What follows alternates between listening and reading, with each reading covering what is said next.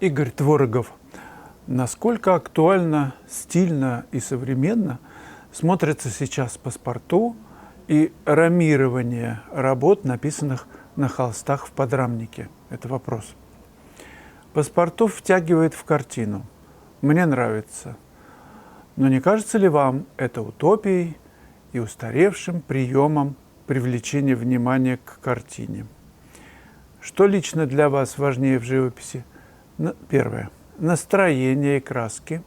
Второе – сюжет и постановка. Или третье – микс. Почему-то в последнее время ностальгирую по дубовым, широким резным рамам с чернением, покрытым техзолотом и лаком. Как же фантастически изящно смотрится любая работа в обраблении такого сказочного творения резчика по натуральному дереву. Ну, любая работа, да? То есть, например, шикарное шоу, масса рекламы, красные дорожки, леди, значит, шампанское, а фильм, извините, ну вот это вот плохой фильм. То есть вы, например, смотрите полчаса и кино, и не выдерживаете, уходите. А рама натурального дерева, и резчик постарался, и миллионы потрачены. А вот не нравится вам кино. Что же тогда получается? Получается, что ни сюжет, ни постановка, ничего не играет значения. Значение играет, вот вас зацепило или нет, нравится или не нравится. Вот вы вначале, Игорь, так и сказали, что нравится вам паспорту, втягивает в картину. А что важнее? Для чего вообще делается вся эта рама? С винтифлюшками или без?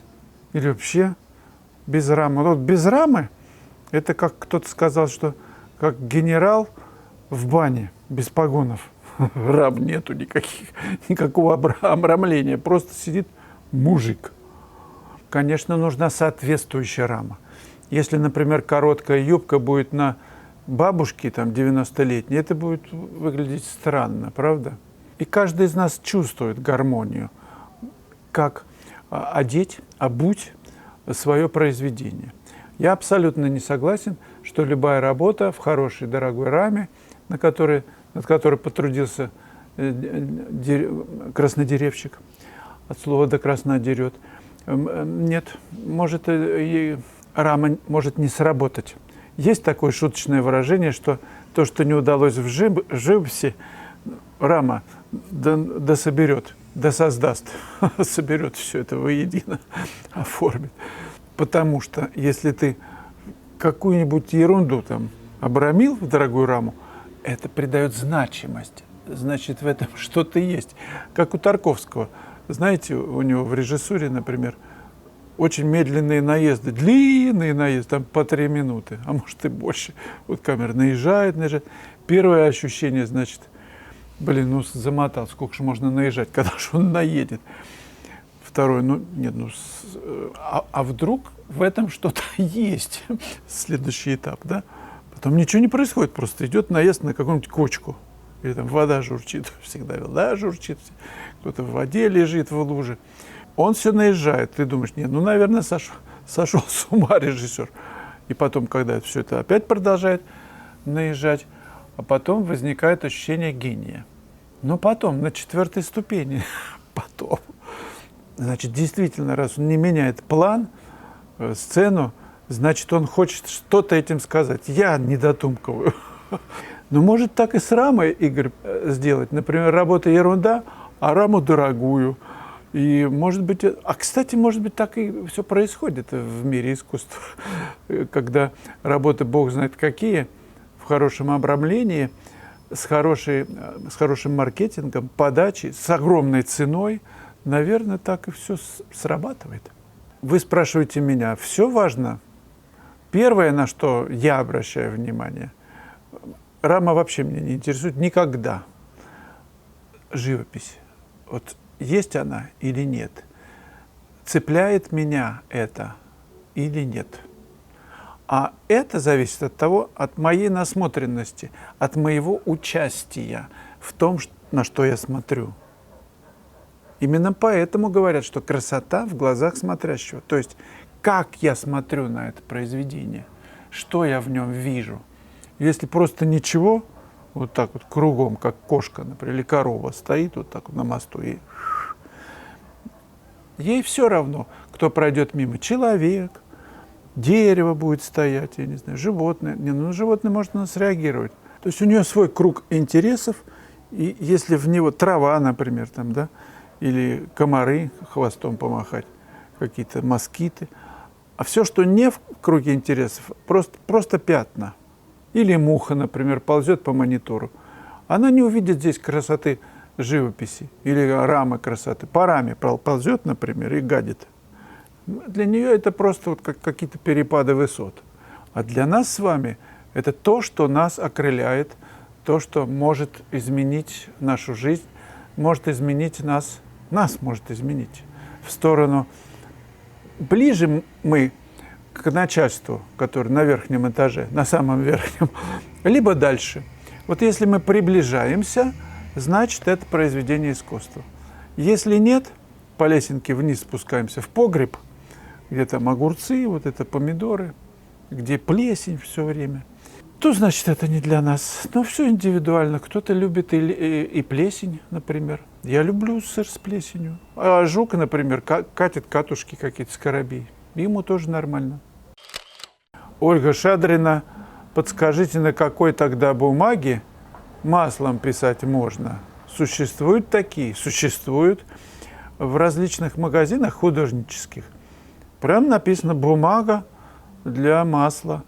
Специальное покрытие там есть, они так склеены там или не склеены, небольшие для этюдов.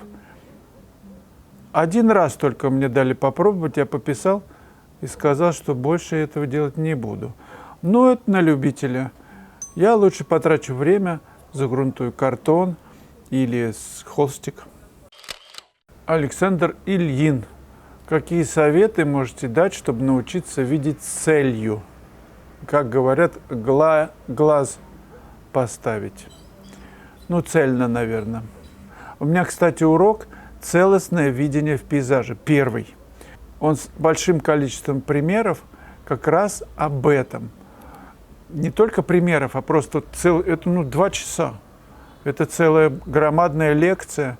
И тут за 2 минуты не расскажешь, как научиться видеть цельно. Но вопрос очень хороший.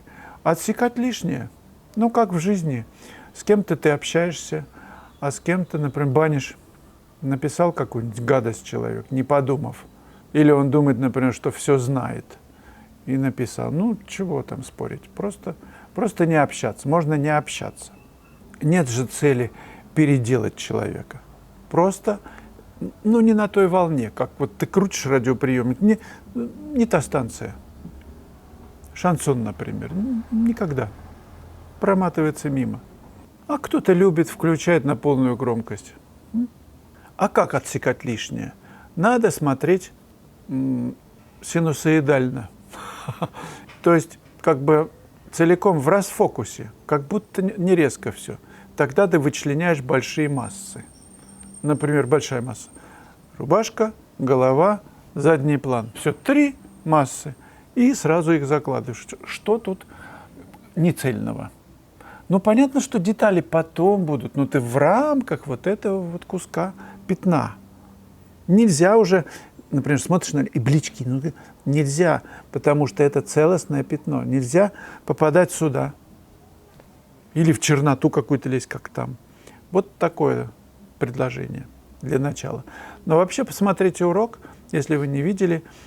В нем большой разговор на эту тему. Не забывайте, пожалуйста, ставить то, что нужно ставить. О том, как видеть целостно, мы еще будем говорить и говорить с вами. Спасибо. Первый урок в моей онлайн-школе о том, как видит художник. Я подробнейшим образом разбираю очень много, в основном, своих работ. Разбор – это препарация. Из чего она состоит? Конечно, мы говорим о тоне, о композиции, как это все устроено. как в обычном мире обычные пейзажи, не пройти мимо них и увидеть в них изюминку, отсечь или обобщить ненужное, вытащить главное на передний план. Обо всем этом в первом уроке. Я стараюсь до вас донести, как отличить проходную работу от действительно произведения искусства. В чем разница? Как ее нащупать? Как смотреть на свои работы критически? Увидеть в них ошибки и больше никогда их не допускать. Писать грамотно. 2-часовой урок. Посидите с бумагой и карандашом.